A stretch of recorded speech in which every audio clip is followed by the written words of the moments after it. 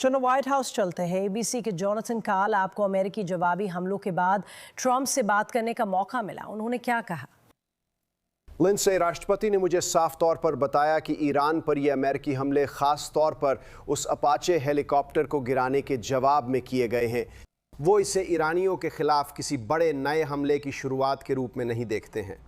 Trump ने अभी Iran पर बम गिराए हैं। मैं दोहराती हूँ, ट्रंप ने ईरान पर बम गिराए हैं। ये किसी बड़े युद्ध की ओर नहीं बढ़ रहा। ये ईरान द्वारा की गई एक घिनौनी हरकत के जवाब में है, जिसने एक बार फिर से बातचीत को विफल करने की कोशिश की है। क्योंकि हाँ, ईरान इस्लामिक रिपब्लिक ही है जिसे वास्तव में बातचीत सफल होने में कोई दिलचस्पी नहीं है। ट्रंप वाकई में चाहते हैं कि समझौता हो जाए। आइए जानते हैं कि सब कुछ क्यों और कैसे हुआ। यह बहुत महत्वपूर्ण है। फॉक्स न्यूज अलर्ट, ईरान पर हमला। ट्रंप ने सेंटकॉम को आत्मरक्षा में आदेश दिए जब दुश्मन ड्रोन ने जलडमरू मध्य में अपाचे हेलीकॉप्टर गिराया। ठीक है, चलिए बिल्कुल स्पष्ट रहते हैं। अमेरिका के पास एक हेलीकॉप्टर था जो जलडमरू मध्य में गश्त कर रहा था, जो कि जाहिर तौर पर विवाद का एक बड़ा क्षेत्र है, क्योंकि यहीं से सारा तेल गुजरता है। दुनिया के कुल तेल का 20% यहीं से जाता है, और यही वजह है कि दुनिया भर में तेल की कीमतें बढ़ गई हैं, क्योंकि ईरान जलडमरू मध्य को नियंत्रित कर रहा है और उसे किसी हद तक ब्लॉक कर रहा है, वहां माइंस लगा रहा है वगैरह। और अमेरिका इस बारे में कुछ करने की कोशिश कर रहा है। तो वहां एक अमेरिकी हेलीकॉप्टर था और ईरान ने बातचीत में फैसला किया। आज ही वो समझौता साइन होना था ताकि हेलीकॉप्टर गिराया जा सके। भगवान का शुक्र है कि हेलीकॉप्टर में जो आदमी था वो सुरक्षित है, लेकिन इसका मतलब है कि वे अमेरिका पर हमला करने से नहीं डरते, जो बेवकूफ़ी है। सोचिए आगे क्या होगा। अमेरिका हमले करने में उनसे बेहतर है। दोनों पायलटों को बहरीन की टास्क फोर्स 59 के मानव रहित समुद्री ड्रोन से पानी से बचाया गया। क्या ये शानदार नहीं है? अब मानव रहित समुद्री ड्रोन समुद्र में जाकर लोगों को बचा सकते हैं। कमाल है। अमेरिका और उसकी सेना कितनी शानदार है। ईरान उनका कुछ नहीं बिगाड़ सकता। ड्रोन टेक्सास में बनाए गए हैं। ये 24 फीट लंबा है और 1000 मील तक जा सकता है और 35 नॉट्स की रफ्तार पकड़ सकता है। पहली बार युद्ध इतिहास में समुद्री ड्रोन का बचाव हुआ। ट्रंप फोन पर थे। ठीक है, तो ये बस एक और ऐतिहासिक, वाकई बहुत शानदार दिन था। लेकिन यही इस वीडियो का मकसद नहीं है। इसका मकसद सैन्य अभियानों पर गीकी बातें करना नहीं है मीरा के। इसका मकसद ये समझना है कि अमेरिका अब ईरान के खिलाफ सैन्य तरीके से क्यों लड़ रहा है। स्वागत है पुशबैक में। मैं एरिक हूँ, आपकी होस्ट। पक्का करें कि सब्सक्राइब बटन दबाएं, वीडियो को टाइप करें और वो सब करें जो आपको करना चाहिए, क्योंकि हम पुशबैक कर रहे हैं। हमने बहुत सह लिया है और हमें पसंद नहीं है कि इस्लामी आतंक दुनिया में राज करे, और हमें लगता है कि अमेरिका महान है। चलिए शुरू करते हैं। प्रेस से बात करते हुए पोता ने कहा कि ये हेलीकॉप्टर हमले का बदला है। हमारी प्रतिक्रिया मजबूत और शक्तिशाली होनी चाहिए। सेंटकॉम ने हमारी प्रतिक्रिया को अनुपातिक कहा, लेकिन सूत्रों के अनुसार हम जलडमरू मध्य ईरानी वायु रक्षा और रडार सिस्टम को निशाना बना रहे हैं और अभी नहीं रुके हैं। क्या मैं कह सकती हूँ कि अनुपातिक प्रतिक्रिया का विचार गलत है? मध्य पूर्व में खासकर इस्लामी आतंकवादी शासन से निपटते समय वे अनुपातिक प्रतिक्रिया की उम्मीद नहीं करते। अगर वे प्रतिक्रिया सह सकते हैं तो फिर वही करेंगे। आपको सीधा सोचना चाहिए, और वो है रोकथाम। आप इस्लामिक रिपब्लिक को फिर से रोकना चाहती है, क्योंकि अगर वे सोचें कि वे बच सकते हैं और अमेरिका की प्रतिक्रिया सह सकते हैं तो ये काम नहीं करेगा। अनुपात का विचार गलत है। जब आप पागलों से निपट रही हैं तो इसका कोई मतलब नहीं है। ये सोचें कि उन्हें दोबारा ऐसा करने से कैसे रोकें और दिखाएं कि आप गंभीर हैं। यानी अगर वे हल्का हमला करें तो आपको जवाब में ज्यादा कड़ा रुख अपनाना चाहिए। तकनीकी रूप से ऐसा नहीं लगता, पर हम अभी भी युद्ध विराम में हैं। राष्ट्रपति बार बार कहते हैं कि हम समझौते के करीब है। क्या मैं कह सकती हूँ कि मध्य पूर्व में युद्ध विराम का मतलब पश्चिम से अलग है? युद्ध विराम का मतलब है कि अब हम एक ऐसे युद्ध की स्थिति में जा रहे हैं जो असल में युद्ध नहीं है, जिसमें एक पक्ष हमला करता है और दूसरा पक्ष जवाबी कार्रवाई करता है। ऐसा क्यों है? क्योंकि मध्य पूर्व में जो लोग हमला करते हैं वे आमतौर पर ऐसे कट्टरपंथी होते हैं जो इस्लामी आतंकवादी शासन में विश्वास रखते हैं, और इसलिए वे इसे अपना धार्मिक कर्तव्य मानते हैं कि वे लगातार हमले करते रहें। इसलिए वे कभी भी, बिल्कुल भी वास्तव में युद्ध विराम का सम्मान नहीं करते। वे बस ये देखते हैं कि वे अमेरिकी या पश्चिमी युद्ध विराम की सीमा तक कितनी दूर जा सकते हैं, जैसे मिसाइलों और ड्रोन हमलों पर रोक, और उम्मीद करते हैं कि उन्हें जवाबी कार्रवाई की कीमत ना चुकानी पड़े। और इसलिए जब इजराइल और लेबनान के बीच युद्ध विराम होता है तब भी वे एक दूसरे पर हमला करते रहते हैं। जब ईरान और अमेरिका के बीच युद्ध विराम होता है तो वो बिल्कुल वैसा नहीं होता। दोनों के बीच लगातार छोटे छोटे हमले होते रहते हैं, जब तक कि ये किसी बहुत बहुत गंभीर स्थिति में ना बदल जाए। हम एक बहुत ही अच्छे समझौते के अंतिम चरण में हैं, जो किसी भी तरह, किसी भी रूप में परमाणु हथियारों वगैरह की अनुमति नहीं देगा। और जलडमरू मध्य तुरंत ही खुल जाएगा। समझौते पर हस्ताक्षर होते ही, जो 2 या 3 दिनों में हो सकता है, ये तुरंत खुल जाएगा। मुझे लगता है कि लोग ये सुनकर थोड़ा बोर हो रहे हैं कि ये समझौता होने ही वाला है। ये समझौता होने ही वाला है। यहाँ खास बात ये है कि उनका जोर परमाणु क्षमताओं पर है, क्योंकि जो लोग इस स्थिति में लंबे समय से हैं, वे शुरू से समझते थे कि इस्लामिक रिपब्लिक अपनी सैन्य क्षमताएं कभी नहीं छोड़ेगा। तो अभी आप जो कहने की कोशिश कर रहे हैं वो ये है कि उन्हें मिटाने या एक खतरे के रूप में खत्म करने के बजाय ऐसा कभी होने वाला नहीं है। आइए उन्हें एक न्यूनतम खतरे के रूप में बनाए रखें, लेकिन ये सुनिश्चित करें कि उनका अधिकतम खतरा यानी उनकी परमाणु क्षमताएं कभी हकीकत न बने। और यही लक्ष्य होना चाहिए, यही पूरा लक्ष्य होना चाहिए। यही अभी अमेरिका इजराइल विवाद का मुख्य कारण है। क्योंकि हाँ, अमेरिका अपने अमेरिकी ठिकानों पर नुकसान झेल रहा है, क्योंकि ईरान बस खाड़ी देशों में अलग अलग जगहों पर बेतरतीब ढंग से हमले कर रहा है। इजराइल भी इसका खामियाजा भुगत रहा है, क्योंकि वे मिसाइलें दागते और लेबनान में ईरानी प्रॉक्सी व हमास से इजरायलियों पर हमले करवाते हैं। और इसलिए इजराइल का नजरिया है कि उन्हें पूरी तरह से खतरे के रूप में खत्म करना जरूरी है, जबकि अमेरिका का कहना है कि नहीं, सिर्फ उनकी परमाणु क्षमताओं को खत्म करना चाहिए। अगर वे परेशानी बने रहते हैं तो हमें बस उससे निपटना होगा और उन्हें डराए रखना होगा। शर्तों के अनुसार यूरेनियम सौंपना, नष्ट करना और कम से कम 2 दशकों तक संवर्धन रोकना जरूरी है। सभी परमाणु स्थल खत्म करने होंगे और संयुक्त राज्य अमेरिका जब चाहे तब अचानक निरीक्षण कर सकता है। जलडमरू मध्य जल्द खुलेगा। ऊर्जा सचिव के अनुसार यातायात बढ़ा है। जेपी मॉर्गन का अनुमान 2 मिलियन है। उप्स, जेपी मॉर्गन का क्या अनुमान है बूढ़े आदमी, हमें बताइए।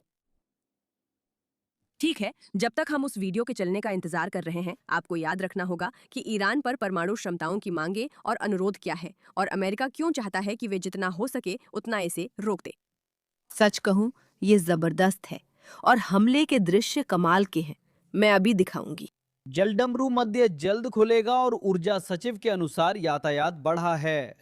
जेपी मॉर्गन के अनुसार रोज 2 मिलियन बैरल बाहर जा रहे हैं। अमेरिकी नौसेना टैंकरों को चालाकी से निकाल रही है। कच्चे तेल की कीमत फिर 80 के दशक जैसी हो गई है। जैसे ही आयतुल्ला साइन करेगा, युद्ध खत्म हो जाएगा, चाहे इजराइल को पसंद हो या नहीं। यही मुख्य बात है, चाहे इजराइल माने या नहीं। मेरा मतलब है, ये सबसे बड़ी बात नहीं है, लेकिन ये एक मुद्दा जरूर है, क्योंकि एक बार फिर ये समझौता ईरान को, अगर वो सच में इसे माने, परमाणु क्षमता बनाने से रोक सकता है, जो असली अस्तित्व का खतरा है। लेकिन ये उन्हें मध्य पूर्व में एक असली समस्या बनने से नहीं रोकेगा। ट्रंप ने नेतन्याहू से फिर से बात की। इस बार कोई एफ बम नहीं था। मैंने कहा जो सही है वो करो, लेकिन मैं चाहता हूं कि तुम जितना जल्दी हो सके रुक जाओ।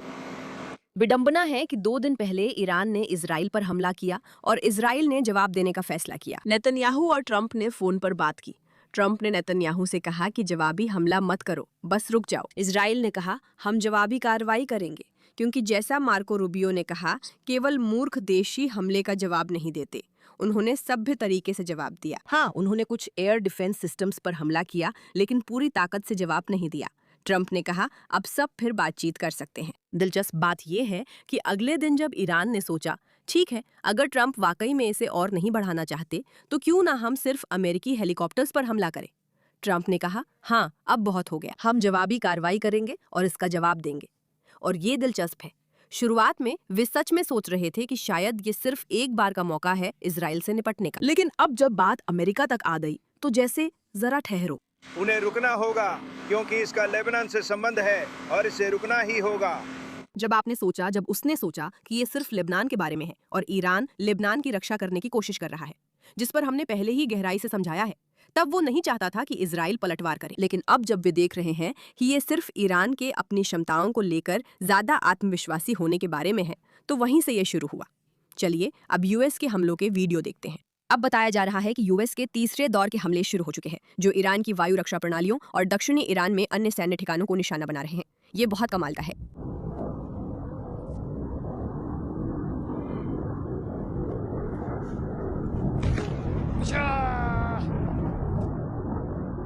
मैं हमेशा जश्न मनाऊंगी जब इस्लामी गणराज्य गिरेगी। चलिए इस बारे में और भी चीजें देखते हैं जो सामने आ रही हैं। व्हाइट हाउस चलते हैं एबीसी के जोनाथन काल। आपने अमेरिकी हमलों के बाद राष्ट्रपति ट्रंप से बात की, उन्होंने क्या कहा? लिंडसे, राष्ट्रपति ने मुझसे साफ कहा कि ईरान पर ये अमेरिकी हमले खास तौर पर उस अपाचे हेलीकॉप्टर को गिराए जाने के जवाब में हैं। वो इसे ईरानियों के खिलाफ किसी बड़े नए हमले की शुरुआत के तौर पर नहीं देखते। फिर से याद दिला दूं, लोग कहेंगे अमेरिका ने जंग शुरू की है, पर ऐसा नहीं है।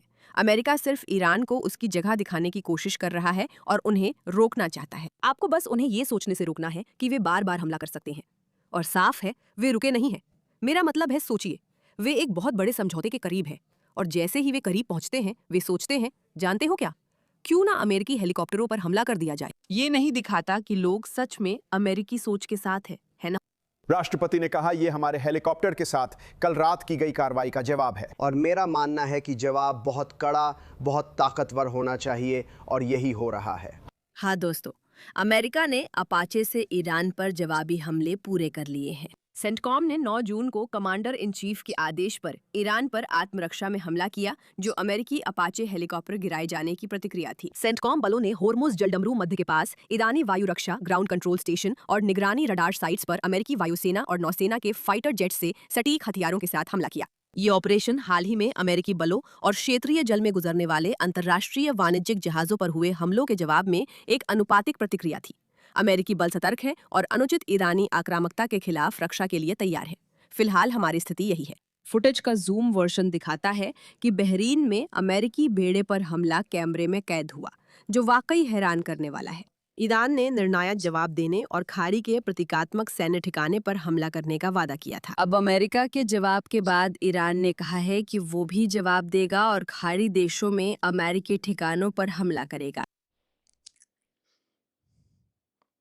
अब तक कहा जा रहा है, लेकिन पूरी जानकारी नहीं है, कि यहाँ दिख रहा हमला बहुत छोटा व प्रतीकात्मक है और असल में ये ईरानी ड्रोन हमला है। मुझे हैरानी नहीं होगी, क्योंकि ईरानी लोग अमेरिका के पलटवार से खुश नहीं हैं और ये उनके लिए बड़ी बात है। IRGC का कहना है कि ईरानी बलों ने दक्षिणी ईरान में अमेरिकी हमलों के जवाब में क्षेत्र में अमेरिकी ठिकानों पर हमला किया। तेहरान ने चेतावनी दी है कि अगर अमेरिका की ओर से सैन्य तनाव और बढ़ाया गया तो इसका जवाब और भी कड़े और व्यापक हमलों से दिया जाएगा, जिसमें और भी ठिकाने निशाना बनाए जाएंगे। लोगों को समझना चाहिए, ईरान इस्लामी गणराज्य इस कहानी में तर्कसंगत किरदार नहीं है।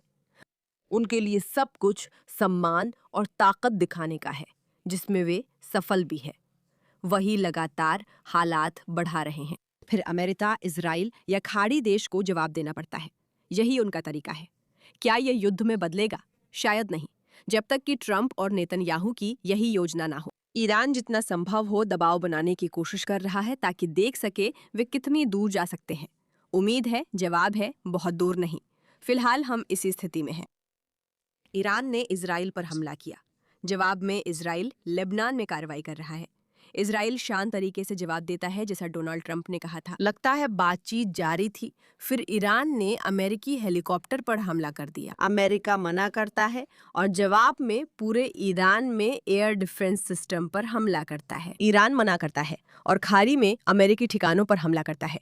अब देखना है आगे क्या होगा, क्योंकि ये अब सिर्फ इन देशों का युद्ध नहीं रहा। मध्य पूर्व में ये एक सामान्य दिन है, जहाँ युद्ध विराम सच होते हैं। क्या ये बातचीत सफल होगी या कोई समझौता होगा, अभी तक स्पष्ट नहीं है। लेकिन जैसा कि हालात दिख रहे हैं, ईरान इन चर्चाओं में बिल्कुल भी इच्छा शक्ति के साथ भाग लेता हुआ नहीं लग रहा है। इस मामले पर ध्यान देने के लिए धन्यवाद।